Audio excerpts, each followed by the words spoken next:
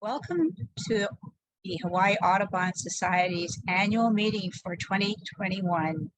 It's been 82 years since this organization was founded in someone's living room back in 1939, and we're very happy to still be going strong. We wish we could meet with you in person, but as you all know, COVID-19 situation has changed a lot of things, including our annual meetings. We hope to be meeting you all next year in person.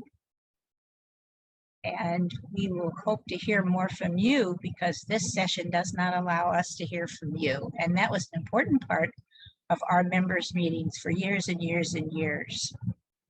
This evening, we have a very good program. Not only do we have our award ceremony this year. We don't always offer that, but this year we have 6 outstanding awardees. And then we have an outstanding program celebrating our 82 years that Susan Scott has put together.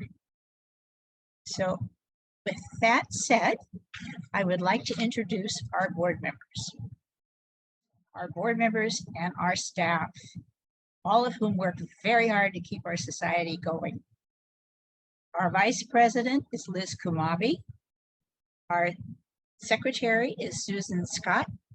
John Harrison is our treasurer, and you will be hearing from him shortly with the Society's financial report. Alice Roberts has done an amazing work coordinating the volunteer work at the Freeman Seabird Preserve. And she is also a tour leader at Pico Lagoon and has been doing that for years and years. Rich Downs is in charge of our White Tern project, and he is also the videographer that has put together this wonderful meeting. Colleen Soares is our Christmas bird coordinator on the board, and she is also in charge of the Keep Cats Safe Indoors campaign, which also means keep the birds safe outdoors. Wendy Kunst is our Zoom meeting expert, but is also an educator and does a lot of educational outreach for the Society. And she is assisted in that effort by Yvonne Chan, a school outreach volunteer, and other members of the board and staff. And last but not least, Pat Moriyasu.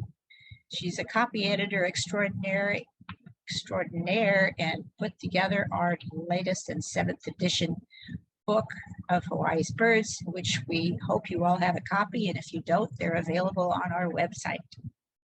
Our staff is Wendy Johnson, who is a volunteer executive director and also manages the Freeman Seabird Preserve.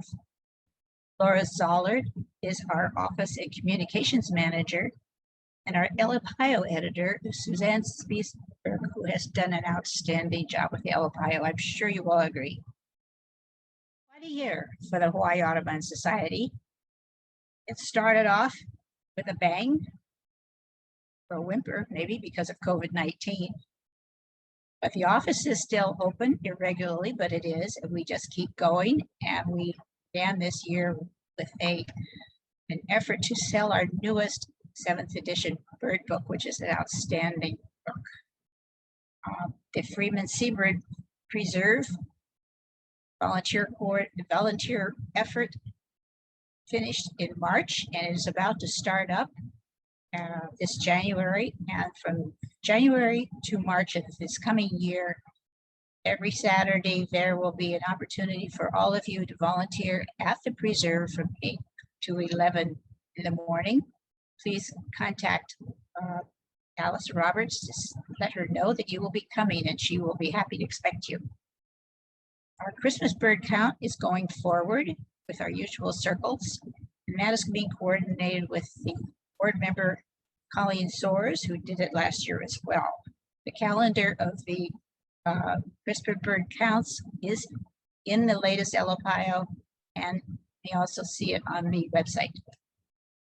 Lance Tanina will be conducting a December 4th Kona pelagic tour in a 46-foot boat. If you get seasick, you probably need to take precautions. And you will see birds and marine life. And the other field trips, we're still getting them ready and planning. Planning, as you know, has been difficult because of COVID. but we hope in the beginning of the year to have a trip to the Campbell National Wildlife Refuge, and we will keep you posted on other trips as they come up. I personally am a lawyer, and I'm representing 3 conservation organizations, including the Audubon Society, challenge to the final environmental impact statement for Kawainui Marsh.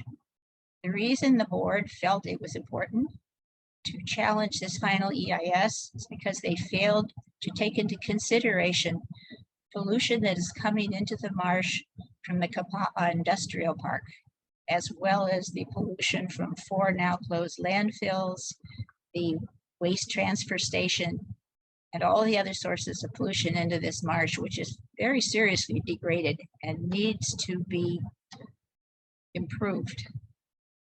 The master plan that the state has put together for the marsh, unfortunately, includes several dwellings and restrooms along the Kapa'a Quarry Road where there is no sewer system. And as all those types of waste disposal systems work, eventually they percolate down through a drain field into the marsh, which would just add to the problems the marsh is having. So we felt it was important to challenge this rather defective environmental impact statement. And that case was filed in March of this year, and we will keep you posted on how it does. The other 2 partnering organizations is the Lanakai Outdoor Circle and the Hawaii's Thousand Friends. And with that, one more important announcement. Up in the northwestern Hawaiian Islands, you are all aware, I'm sure, of the Papahanaumokuakea Marine National Monument. That exists together and in partnership with the Fish and Wildlife Services refuges up there, and also with the state marine refuges, and with the Northwestern Hawaiian Island Coral Reef Ecosystem Reserve. Because this area up there is protected by 2 pieces of legislation. One, the Antiquities Act, which was really designed to protect land areas, and 2, the National Marine Sanctuaries Act. And because in the year 2000, President Clinton, by executive order, mandated that the Coral Reef Ecosystem Reserve morph into a national marine sanctuary, that process is now going forward. The public scoping announcement, the notice of intent, will be going out right around the 1st of the year. So please stay tuned, and I hope you will all get involved in helping to further protect this very important area. And now I would like to turn this meeting over to Wendy Johnson, who will announce the program, our awards program, and our awardees, 6 outstanding volunteers for this year. Thank you.